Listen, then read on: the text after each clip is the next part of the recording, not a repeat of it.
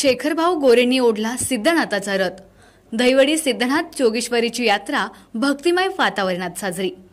पाहुयात सविस्तर बातमी। माण तालुक्याची राजधानी असलेल्या दहिवडी नगरीचे ग्रामदैवत असलेल्या श्री सिद्धनाथ व माता जोगेश्वरीची यात्रा सालाबादप्रमाणे यावर्षी देखील उत्साहात साजरी होतीये। सकाळी श्री सिद्धनाथ व माता जोगेश्वरीच्या नावाने चांगभलचा गजर करत रथोत्सवाला सुरुवात झाली। यावेळी शिवसेना उद्धव बाळासाहेब ठाकरे गटाचे सातारा जिल्हा संपर्क प्रमुख शेखरभाऊ गोरे यांनी भाविक मानकरी आणि ग्रामस्थांसमवेत श्री सिद्धनाथाचा रथ ओढला। यावेळी गुलाल खोबऱ्याची उधळण करत भाविकांनी श्री सिद्धनाथाला साकडं घातलं।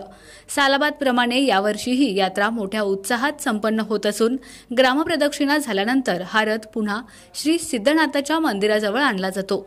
विशेष म्हणजे हा रथ मानवी शक्तीच्या सहाय्याने ओढला जातो। रथ ओढताना भाविक भक्तिरसात न्हाऊन निघतात।